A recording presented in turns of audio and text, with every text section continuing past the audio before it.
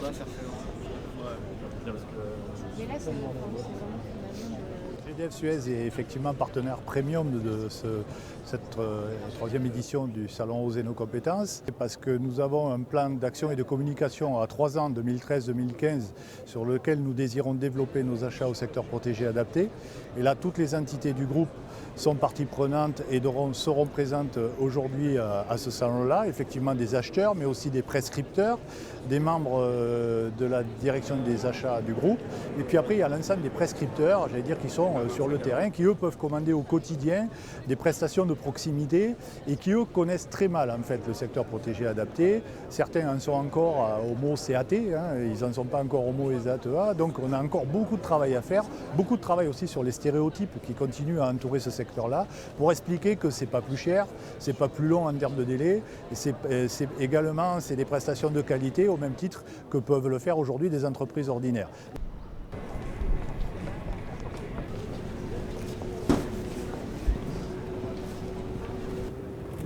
Non, il n'y a pas de page. Non, bah non, puisque je ne suis pas sur la liste.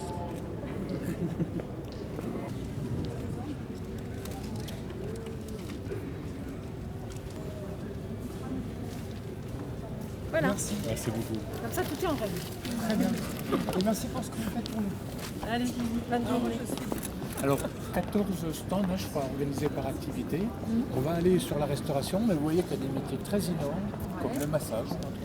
Nous avions un centre sur Vincennes de médecine douce, mais nous avons, grâce à ce centre, été en contact avec l'association Valentin à Huile, qui forme des praticiens de massage bien-être. Je les ai eus en stage pendant plusieurs années. En fait, on cherchait le moyen de les faire travailler avec nous, de les intégrer à nos équipes. Et l'entreprise adaptée a été la solution la plus adéquate. Donc voilà, on a déposé le dossier et on est content de rejoindre le réseau des AT et des entreprises adaptées. Voilà, l'objectif c'est de placer de manière régulière des praticiens qui vont réaliser différents types de massages, puisqu'aujourd'hui ils ont une formation assez large qui a duré une année en faisant différents types de massages. Donc nous avons retenu pour les entreprises des massages habillés. Mais l'objectif c'est de créer de la régularité à la fois pour nos employés, puisqu'en fait ils ont besoin de repères, et à la fois pour les employés de nos sociétés clients, parce qu'en fait le stress ça ne se gère pas sur du one shot, sur une seule journée événementielle, c'est par la régularité que l'on arrive à obtenir un bien-être, une qualité de vie au travail qui va toujours en s'améliorant. L'intérêt pour moi de cette manifestation, c'est qu'en quelques heures, uniquement ce matin, je peux rencontrer plein de partenaires potentiels couvrant toute la chaîne que peuvent effectivement faire les EA et les ESAT. On a d'habitude de se cantonner un peu à la logistique, le conditionnement et les fournitures. Et on se rend compte qu'ils sont capables de faire plein d'autres choses. Cette manifestation, plutôt qu'un salon, est fréquentée par des gens du domaine des achats, des gens du domaine de la mission handicap et des gens du domaine des RH. Je pense qu'on ne pourra décloisonner que si on a ces 3 intervenants et ces 3 visiteurs. Il faut effectivement que ça parle aux 3. Parce que les 3 ont des objectifs communs certes, mais des manières de procéder différentes ou à cette façon différente. Et il faut que ces 3 familles-là d'interlocuteurs puissent venir à ce type de manifestation. Je pense que c'est ça l'intérêt. L'intérêt c'est ça, plus le fait qu'on peut rencontrer plein de prestataires différents en un seul endroit. Atimic est une entreprise adaptée, spécialisée en informatique de gestion.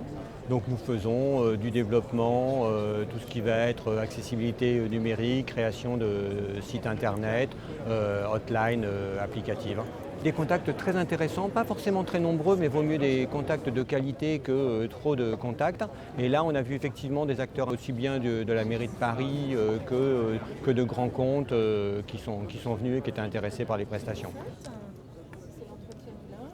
Enfin, moi, ce que j'aime en fait quand on visite ce type de salon et quand on visite les structures, c'est que ça nous donne un autre regard sur le handicap. Et c'est pour ça que je pense que c'est une économie qui est à développer, qui est à protéger et à développer, parce que ça donne un autre regard. Là, j'aime bien ce salon qui s'appelle Oser les compétences, parce que la question de compétences, elle est importante. C'est-à-dire qu'on on ne va pas mettre l'accent sur le handicap, mais on va mettre l'accent sur les compétences et c'est ça qui est important dans ce milieu-là.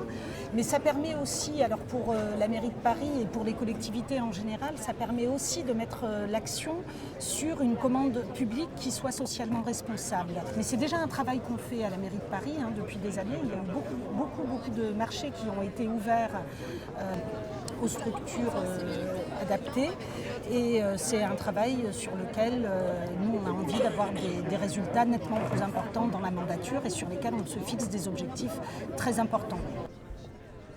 Donc c'est un vrai succès ce salon, d'ailleurs le cadre déjà, la Grande Halle de la Villette s'y prêtait bien. Et puis la qualité des échanges que nous on a pu avoir, et puis l'ensemble de mes collègues aussi, avec les donneurs d'ouvrages, donneurs d'ordre des entreprises qui étaient vraiment d'excellente qualité. Ça permet aux ESAT franciliens de montrer leurs compétences, de montrer leur savoir-faire. C'est vraiment quelque chose à doubler sur la France entière parce qu'il y a vraiment une source et des pépites dans l'ensemble des établissements. Même moi qui suis du secteur, j'ai encore découvert des nouvelles activités.